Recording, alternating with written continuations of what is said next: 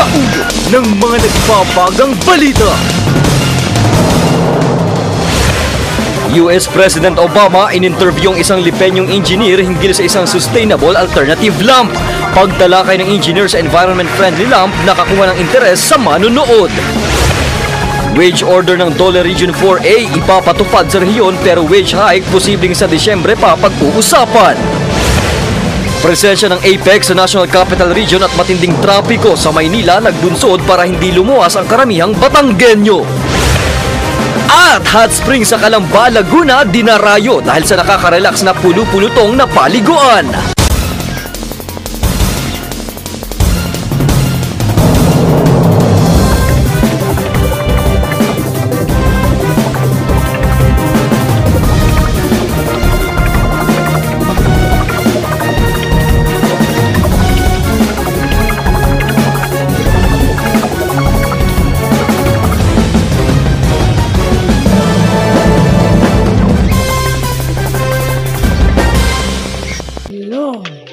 Mula sa ABS-CBN Batangas, ito ang TV Patrol Southern Tagalog.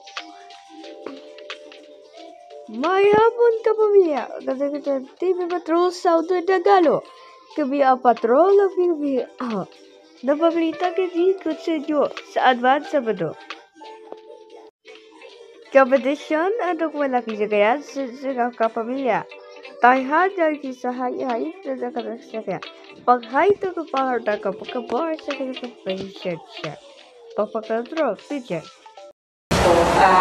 Basis ng technology kasi is June 2014 nang maitampok sa TV Patrol Southern Tagalog ang Sustainable Alternative Lighting o SALT lamp. Ang kailangan niya lang ay 1/3 glass. Gamit ang isang basong tubig at 2 kutsarang asin, mapapailaw ang lampara. Pero hindi lang ito ang kayang gawin ng SALT lamp. Kaya rin itong makapag full charge ng cellphone sa loob ng 5 hanggang 6 na oras. Imbensyon ito ni Engineer Aiza Mijeno ng Lipas City. Katuwang niya sa proyekto ang kanyang kapatid na si Rafael. Ang SALT lamp din ang dahilan kung bakit naimbitahan si Engineer Mijeno sa APEC CEO Summit. We have the passion. Reducing the cost. Kaninang umaga, kinapanayam siya ni US President Barack Obama kasama si Alibaba founder Jack Ma. Sa interview, ikinuwento ni Mijeno ang naging inspirasyon niya sa proyektong ito.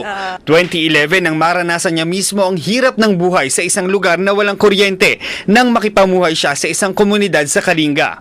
Because of scarcity of public transportation, people had to travel down the mountain and walk 6 hours just to get kerosene for their lamps. And they do that every other day.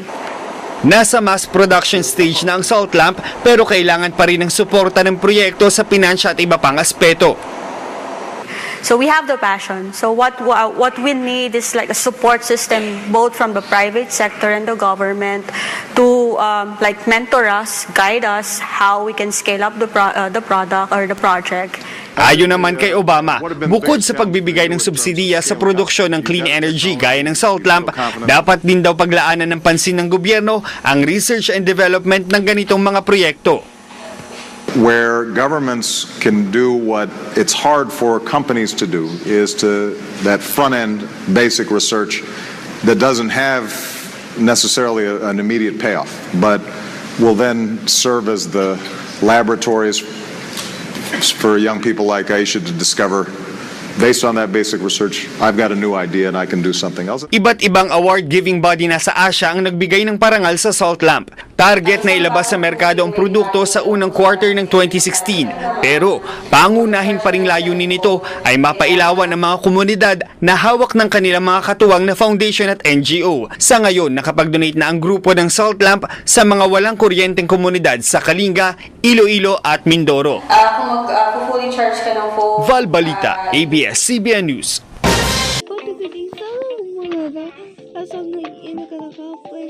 Ito sa mga kapamilya ng taghangalaan ng pagbiyan sa bayan na kayang nagkayakit na papapatrol ni Jet.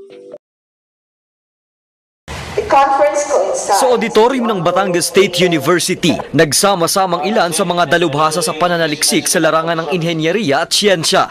Tinalakay ang kahalagahan ng pagbabago sa teknolohiya. Sabi ng negosyante at chairman ng Philippine Development Foundation na si Dr. Diosdado Banataw, mahalagang namumulat ang mga estudyante sa mga mabilis na pagbabago sa larangan ng teknolohiya. Hinihimok niya ang mga Pilipino na bumuo ng kapaki-pakinabang na imbensyon.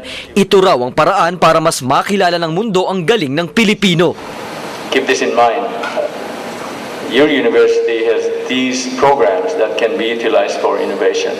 And that role, if properly exercised, you will be part of that growth in the economy in the Philippines. Makabuluhang pagkakataon ito para sa mga propesor sa larangan ng engineering ang pagpapakilala sa kanila ng mga makabagong tuklas na gamit na kayang ipagmalaki at mapapakinabangan sa loob at labas ng bansa. Magagamit din daw nila ang mga ibinahagi ng panauhin para sa kanilang pagtuturo. Basically, we're teaching thesis and we're looking for other ideas and knowledge na pwede namin contribute sa aming student. We can really explain to them what doing in the other industry kasi diba, we are just in the school and puro turing ganun yung naituturo. More on information din siguro. Malaman nung ibang company o ibang agencies yung mga latest development about the technology. Binuksan din ang exposition ng mga pag-aaral sa iba't ibang sangay ng siyensya, agrikultura, sa chemical and food engineering, energy at kalusugan. Pwedeng gawing basihan ng mga estudyante ang mga pagsasaliksik na ginawa para sa kanilang pag-aaral. Tangkol sa nagkabukata, nasa kasapagkakahan sa video okay, at nagkabukata sa kila. Bakit ang nagkabagay ka? So kapay ka dito sa pakaya. Napapatron, paikila. 28 bayan sa Calabarzon ng kabilang sa i-upgrade ang classification ng DOLE sa isinagawang area-based reclassification. Ito ang mga bayang umunlad at lumaki ang kita. Mula sa resource-based area, magiging economic growth area na ang mga ito. Ibig sabihin, umento sa sahod ng mga minimum wage earners. I think ang mga parameters na tinitingnan nila dito is nasa local government code. Kasama po dito yung ating population, income, and at the same time yung land area. Yun po yung main consideration ng area-based upgrading nila. 55 pesos na aumento ang nakaambang sakaling maglabas ng wage order ang DOLE alinsunod sa area-based reclassification. Pero sabi ng mga mamumuhunan, tatalima sila dahil kailangan pero aminado silang sila'y mahihirapan. So the only thing that has to be done is, would you like to do it on a staggered basis para hindi ka naman mabigla? So depende yan sa mga employer doon. Kung ikaw ay nasa small, medium, micro, baka hindi mo kakayanin. Pero kung ikaw ay nasa large, so will it be within your capacity na talagang ma-accommodate mo yung plus 55? Pero hiling nila magkaroon ng wage order. From the legal point of view, ay nangangailangan din ng equivalent of a wage order. Kasi papalitan namin ang classification. So, to a certain extent, wage order ang supposed to be makakapagbigay ng legal basis. Ikinatuwa naman ng mga manggagawa ang bagay na ito. Sa Disyembre 1, nakatakdang pulungin ng DOLE ang mga kabilang sa Regional Tripartite Wages and Productivity Board para pag-usapan kung kailangan pa ng karagdagang aumento sa kasalukuyang sweldo. Ernie Manio, ABS-CBN News. Susunod na. Wala katagal ko siya ay katagahan sa isakadi. At ang festival lagi sa mga nakay siya kaya sa public daw TV. Patrol, Southern Tagalo.